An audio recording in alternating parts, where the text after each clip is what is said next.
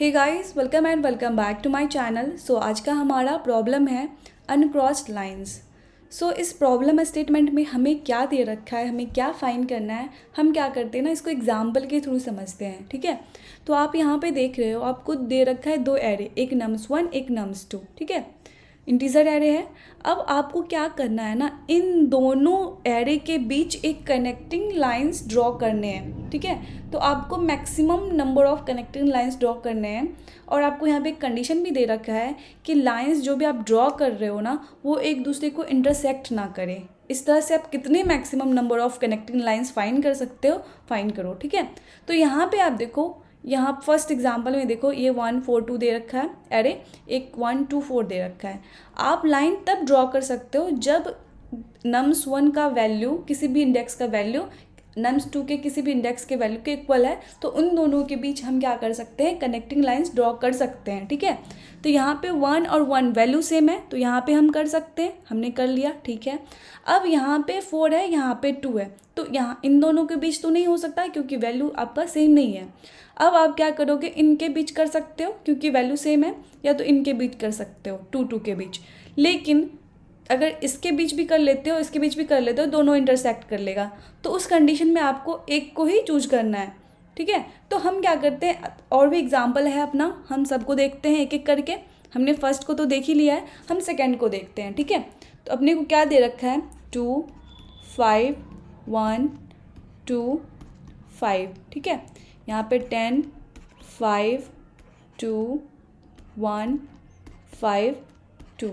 Okay, अब यहाँ पे देखो, इन दोनों का वैल्यू क्या सेम है, क्या नहीं है, तो हम क्या ड्रॉ कर सकते हैं, क्या नहीं कर सकते। ठीक है, हम कहाँ कहाँ कर सकते हैं, यहाँ पे हम कर सकते हैं और इसके बीच भी कर सकते हैं। ठीक है, देखो पॉसिबल देख लेते हैं, फिर मैक्सिमम देखेंगे। ठीक है, फिर यहाँ पे 1 1 के बीच भी आप कर सकते हो, इसके बीच भी आप कर सकते हो। ठीक है, इस 5 के बीच कर सकते हो, अब इसके बीच भी कर सकते हो।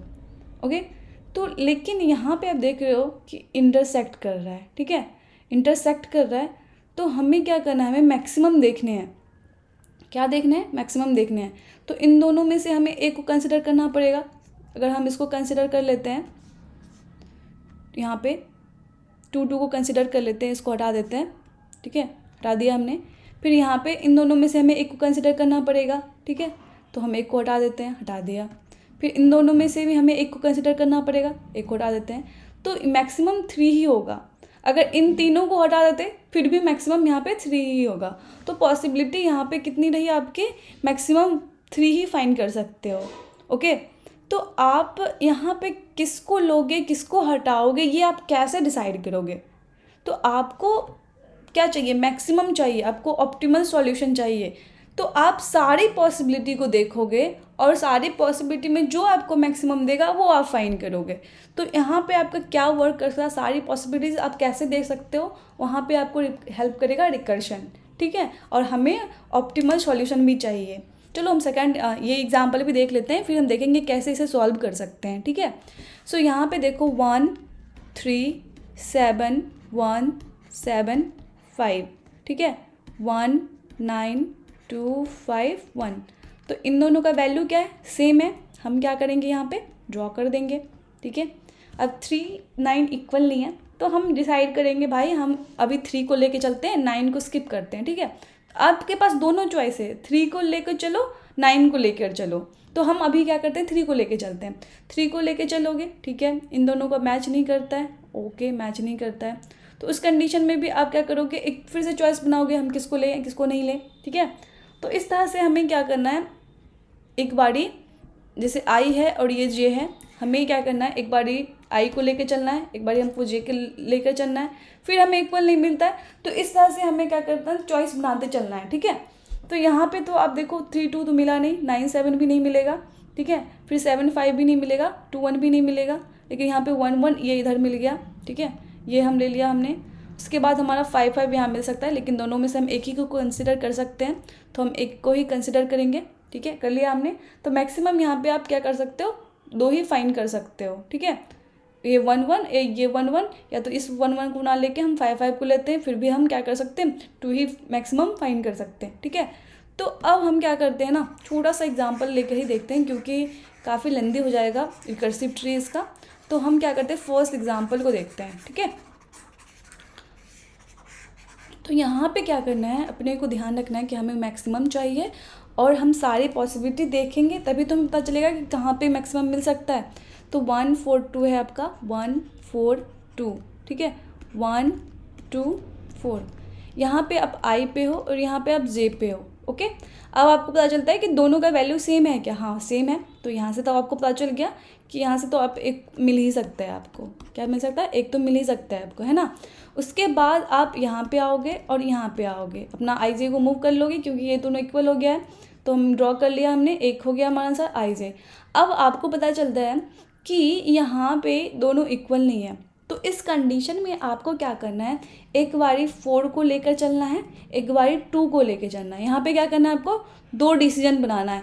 क्यों बनाया आपने यहाँ पे 2 डिसीजन, क्योंकि यहाँ पे जो नम्स, ये नम्स 1 है ना, नम्स 1 आई का वैल्यू नम्स 2 के आई के वैल्यू के इक्वल नहीं है, नम्स जे के वैल्यू के इक्वल नहीं है। इक्वल जब नहीं है तब हम डिसीजन बनाएंगे। अब दोनों डिसीजन में क्या होगा कि हम क्या करेंगे, एक बार नम्स आई को लेके चलेंगे, ठीक है, इसको स्किप कर देंगे तो जे को आगे बढ़ा के चलेंगे, ठीक है। तो यहाँ पे आपने डिसाइड किया कि आई को रखते हैं और जे +1 से देखते हैं, ठीक है। फिर एक पॉसिबिलिटी ये भी हो सकती है कि आपने बोला नहीं आई +1 से देखते हैं और हम जे को रख के देखते हैं कि दोनों में से कौन मैक्सिमम देता है। तो देखो आप क्या करते हो, यहाँ पे सपोज आपने इसको रखा, ठीक है, तो रखा, आप जे को आगे बढ़ाए, यहाँ पे जे मिल गया आपको इक्वल, ठीक है, यहाँ पे आपको मिल गया इक्वल। तो ये क्या दे देगा, 1 दे देगा भाई, 1 हो गया, ये 1 हो गया, ये एक मैच कर गया हमारा, तो हमें 1 देगा आंसर ये। फिर आप क्या डिसाइड करते हो, नहीं मैं आई +1 को लेती हूँ और जे को, ठीक है। तो दोनों मैच कर गया यहाँ पे, दोनों अगर मैच नहीं करता तो हम फिर से पॉसिबिलिटी देखते चलते हैं। तो यहाँ पे क्या होता है, दोनों इक्वल हो गया है, तो यहाँ पे भी देगा 1। अब ये पॉसिबिलिटी भी आपने देखा, ये भी देखा, अब दोनों में मैक्सिमम कौन देगा, दोनों में मैक्सिमम दोनों में क्या लगा देंगे हम, मैक्स लगा देंगे कि दोनों जो मैक्स दे दे हमें। तो दोनों तो यहाँ पे 1 1 है तो ये 1 ही देगा, पहले से 1 है तो अपना 2 हो जाएगा। तो इस तरह से हम डिसीजन लेंगे, ठीक है। एक बारी जब हमारा क्या होगा, nums 1 I equals to nums J, तो इस कंडीशन में हम समझ जाएंगे कि यहाँ पे तो अपने को 1 मिलेगा और हम आगे का देखेंगे, ठीक है, आई +1 कर लेंगे और जे +1 कर लेंगे। अगर हमारा मैच नहीं करता है, तो हम ये दोनों डिसीजन लेंगे और दोनों में मैक्स लगा देंगे कि कौन मैक्स वैल्यू देगा, ठीक है। तो इस तरह से हम करेंगे सॉल्व, ओके। तो मैं क्या करती हूँ, आपको रिकर्सिव कोड दिखा देती हूँ। देखो यहाँ पे बेस कंडीशन बोलोगे क्या बनेगा, तो आई जब आपका यहाँ पे 0 1 2 0 1 2, मतलब ज़रूरी नहीं दोनों इक्वल ही हो, तो आई आपका अगर इसके जिसका साइज़ है, ठीक है, इसके साइज़ से अगर साइज़ के इक्वल हो जाए या उससे ग्रेटर हो जाए तो हम समझ जाएंगे कि इसमें कोई एलिमेंट है नहीं, है ना। तो उस कंडीशन में ये तो रिटर्न 0 ही देगा। यहाँ पे भी जे अगर हमारा greater than equals to n2 हो जाए, n2 यानी इसका साइज़, तो इस कंडीशन में तो हमारा कोई होगा नहीं, मतलब मैच तो करेगा नहीं, तो वहाँ पे भी ये 0 देगा। तो ये आपका बेस कंडीशन हो जाएगा, ओके। तो मैं आपको क्या करती हूँ, कोड दिखाती हूँ, रिकर्सिव कोड। सो हम यहाँ पे रिकर्सिव कोड देखेंगे। सो हमने क्या किया, हमें ये फंक्शन दे रखा है, ठीक है, मैक्स क्रॉस लाइंस, इसमें वेक्टर nums1 दे रखा है, nums2 दे रखा है। हमने क्या किया है, एक रिटर्न सॉल्व nums1 nums2, ये 0 0 यानी स्टार्टिंग इंडेक्स से स्टार्ट करेंगे और इसका साइज़ -1 साइज़ -2, मतलब इंडेक्स हमने लास्ट इंडेक्स ले लिया है ये दोनों, ठीक है। अब हमने यहाँ पे सॉल्व फंक्शन देखना है, nums1 nums2 आई जे स्टार्टिंग इंडेक्स है, ये आपका लास्ट है, ठीक है। अब बेस कंडीशन आप ले लोगे कि आई अगर ग्रेटर देन n1 है, अगर जे आपका ग्रेटर देन n2 है, इस कंडीशन में, क्योंकि n1 n2 यहाँ पे आपका लास्ट इंडेक्स है, अगर लास्ट इंडेक्स से ग्रेटर है कोई तो रिटर्न 0 करेंगे, ठीक है। अदरवाइज हम यहाँ डिसाइड करेंगे कि nums1 आपका nums2 के इक्वल तो नहीं है, nums2 के जे के इक्वल तो नहीं है, इक्वल है तो 1 प्लस सॉल्व nums1 nums2 आई +1 जे +1 n1 n2 लेंगे, ये डिसीजन हमने लिया। अदरवाइज अगर इक्वल नहीं है तो इस कंडीशन में हम क्या करेंगे, मैक्स लगाएंगे और दोनों पॉसिबिलिटी रखेंगे, एक बार आई +1 जे लेंगे, एक बार आई जे +1 लेंगे, यही हमने यहाँ पे किया है। तो यहाँ पे आपको क्या देगा, ये TLE दे देना है ना।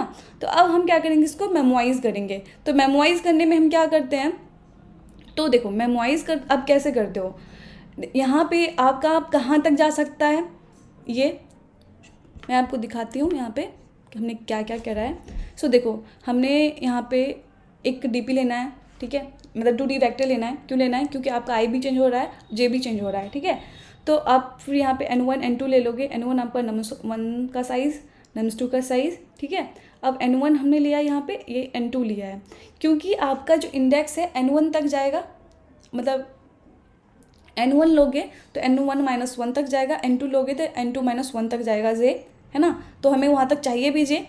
उसके बाद हम यहाँ पे क्या करेंगे, इस सॉल्व फंक्शन को कॉल करेंगे। ओके, सो सॉल्व फंक्शन को कॉल करेंगे, इसमें हम क्या करेंगे, DPij पे हम अपना वैल्यू स्टोर करके रखेंगे। अगर हम ऑलरेडी उसका वैल्यू फाइंड कर रहे हैं, मेमोराइजेशन हम क्यों करते हैं कि देखो कोई हो सकता है कि एक ही रिकर्सिव कॉल को आप मल्टीपल टाइम कॉल करते हो। अगर आपको पता है कि आपने ऑलरेडी उसका वैल्यू फाइंड कर रखा है तो फिर से क्यों कॉल करना, है ना। इसलिए हम मेमोराइज करते हैं। तो हम यहाँ पे सेम कंडीशन रखेंगे, I अगर ग्रेटर देन N1 होगा, J अगर ग्रेटर देन N2 होगा तो डन 0 करेंगे। और फिर हम देख लेंगे DPij का वैल्यू -1 तो नहीं है, क्योंकि हमने यहाँ पे -1 इनिशलाइज कर रखा है।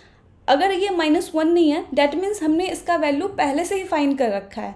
तो पहले से ही फाइंड कर रखा है तो हम क्या करेंगे, यहाँ पे रिटर्न DPij करेंगे। ओके, अदरवाइज हम क्या करेंगे, अगर हमारा वैल्यू इक्वल है, nums1 I का वैल्यू nums2 J के वैल्यू के इक्वल है, तो हम DPij में वैल्यू स्टोर करेंगे 1 प्लस सॉल्व, जो हम रिकर्सिव कॉल में कर रहे थे वही करेंगे, ठीक है। रिटर्न DPij कर लेंगे।